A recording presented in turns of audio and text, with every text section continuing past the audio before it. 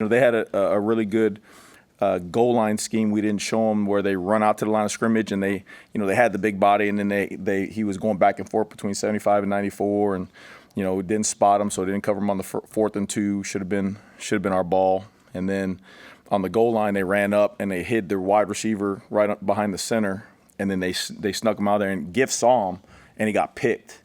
So again, good scheme by them. Did not show them all the trickeration down there in the goal line. So when that stuff happens, the first person to blame is myself, for not showing them that exact look. But it's now how are we going to respond to those things, because you put it on tape, so now you're going to see that kind of stuff. So you can bet we're working on that stuff. How is getting off the field on 3rd and 4th down something you guys can work on in practice? I mean, is it a thing you can work on, or is it just kind of like teachable moments, stay in your assignments? No, 100%. Great question. If you go back, if you look at the first half, right, you coming out, and I didn't like the flipping of the field, but when we went in at halftime and looked, they had 30-something yards or whatever it was, 30-something yards rushing or 40 yards rushing or something like that. And so when you looked at it, they couldn't run the ball when we said, hey, we know you're running the ball. We're putting guys up in there. You can't run the ball. And what was happening, though, was the third downs. We weren't getting off the field on the third down. So the third down plan wasn't coordinated well enough by myself. With the rush and the back end, you saw some things where we were getting home, but the coverage wasn't in the right spot, and then vice versa.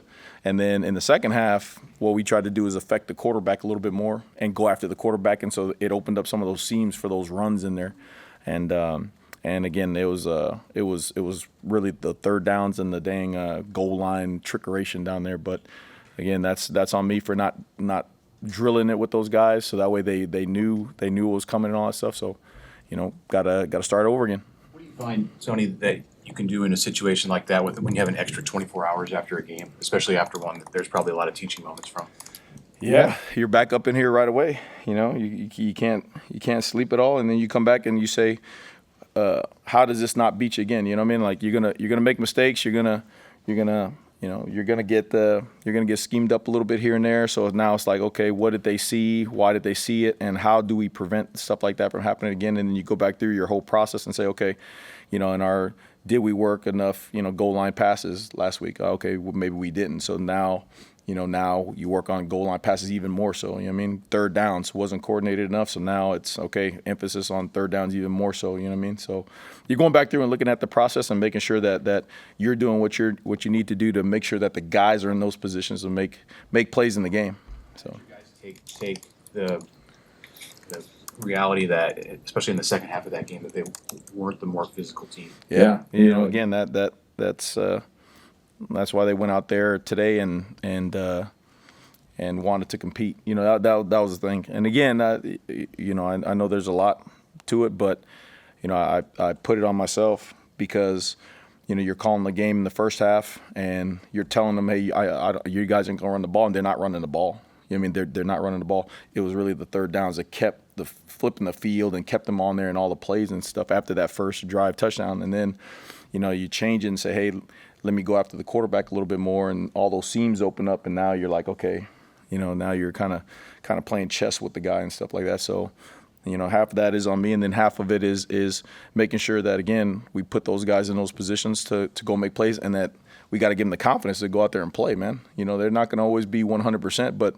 the prideful thing about that is guys play so damn hard and so damn physical that they make up for those errors. And just didn't feel like that chip on the shoulder, that edge was there like that. So where does tackling maybe rank on the list of issues that cropped up last week? Yeah, same deal. Again, you see coach says, tracking their hip, dominant contact. That showed up consistently, and it's guys just not cutting loose. They have a guy lined up, and they don't quite trust it, so then they start trying to cut a guy off, and then the guy cuts back on you and gains an extra 4, 5, 6 yards.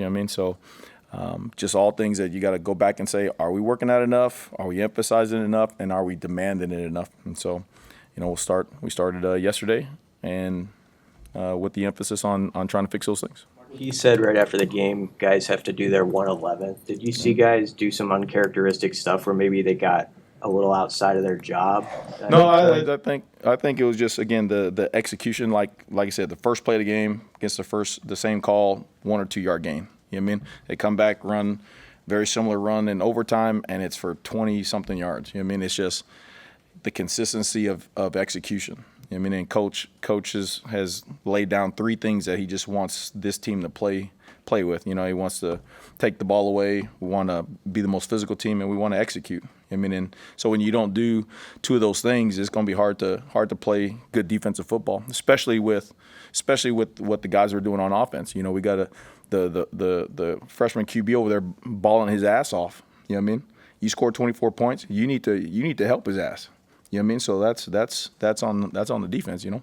You got a sense of if Tommy can be available this weekend, but also Sire how he did in his place on Friday. Yeah. I mean, you know, I give credit to Tommy. He's as tough as they come, because that happened. It happened, and we saw it. And you know, he tried to tape it up, tried to put a foot in sole, tried to change his shoes, whatever it was. Like, he did all these things and went out there, and you could see after the first series, like, okay, he's not right, but he didn't want to come out. And then you throw Sierra in there, and that's a great story of a guy preparing to play and getting his chance. And I thought he was probably one of the most competitive guys on the field that night, period. Like, he wanted it. He was up in guys' faces. He was excited. You know, the third down, they called him for a PI, and it was like, hey, man, you gonna play like that? We'll take that stuff, man. You get up and challenge and compete. So it was good to see him do it. Now it's a new week. Got to start that whole process over, and we'll see where Tommy is. But it's good to know, you know, some of those guys like Sierra, they're preparing to play like a starter. Does Riley Van Poppel factor into your lineup this week, or is he still on the 4-game path? No, I mean that's one up to coach, and then, you know, if he approaches us like that, to see where we're at with him. You know, there's some guys getting some valuable snaps. You know, that when you're on the grass, you're a starter. It doesn't matter when you go out there, you're a starter, and so they're putting it on tape. So, you know, you're trying to evaluate the best combination of guys to go in there. So he hasn't said anything yet about Van Pop, but you know, if he does, then we rock out with it. He's obviously substituted a lot up front, you know, not just this year, but for 16 games. Mm-hmm. Does Illinois go in tempo and some of the things that they were able to do against your front with the doubles that they were using? Do you have to look at the way that you're subbing, or how many too many, too little? Like, how do you react to the way that the sub patterns worked against their offense? No, I think they were okay. You know, that's funny that you say about the subs, because we're looking at the comparison between last year and this year, and if we're not subbing enough guys. I mean, if guys are playing too much, you know, and you go back and look, and like last year you had, you know, linebackers wise, you had Luke and you had Nick and you had all those guys and John. So guys were taking, you know, 30-ish reps, 35 reps, and then you go back and look now and they're taking 40, 50, 60 reps. You know what I mean? So it's a deal where you want to put guys in there who have trained a la Sierra, you know, who have prepared the right way and can go out there and perform. But also, you know, you want to make sure you take snaps off of them early when you can, right? So that way, in critical moments, you got those guys as fresh as you can be. So we'll continue to look at that and stuff. But I don't think that was a problem as much on base D&D as maybe it was on third down. You know, make sure those guys are in there. At all, back out there for anything practice? No, he's out there. I mean, he's out. He's doing everything like it. But you know, we'll see if he's going to go or not. You know, that's a delicate matter right there. So it's a matter if the doc gives you a thumbs up or a thumbs down. You know. What's the key to stopping Purdue's run offense, and how crucial will that be Saturday? They're really good. I mean, their backs are really good.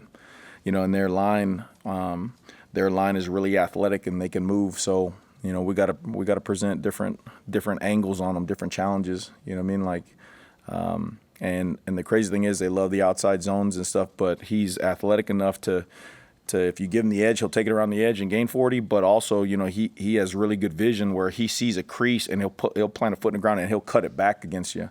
So it's going to be a challenge for us to make sure that we have edges set when we want those set, and then to run the ball down when he's going sideways. Tony, in past weeks you've said on Tuesday it's a hard reset. We don't worry about last week. After what you saw on Friday, how much of it is that? How much of it is making sure these guys are thinking of that as they prep? Yeah, another great question right there. That's it's just human nature to feel some kind of way, when you play like that.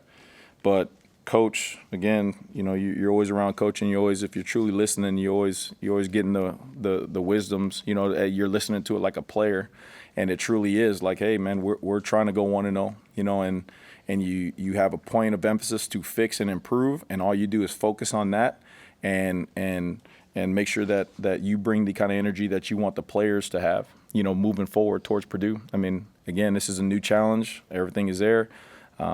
And the guys went out there and practiced their tail off today. So they're just gonna go 1-0 and just gonna go compete.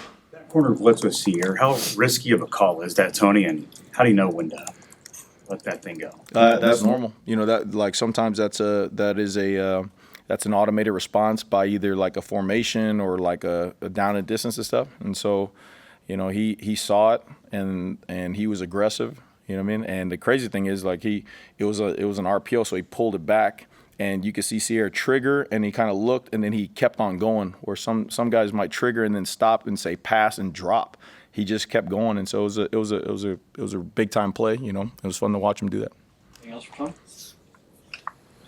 One more. Did you guys blitz more? I mean, however you would determine that, if it's sending more than 4. Did you how did that look from your perspective as far as the amount of frequency that you were dialing that up against in that game? Yeah, I mean, you knew they were going to run the ball. So again, the first plan is to go out there and make sure they knew that they can't run the ball on you. And so when at the spots we felt like, hey, they're running the ball, we were mixing up the looks and bringing extra guys and stuff. And again, they got whatever it was, 40 yards at the half or something like that. And then just went away from that to try to affect the quarterback a little bit more and get in the rhythm for third downs a little bit more. And like I said, a couple of those runs slice up in there, and then had some MAs and all that stuff. So definitely started mixing it up a little bit more. Thank you, guys.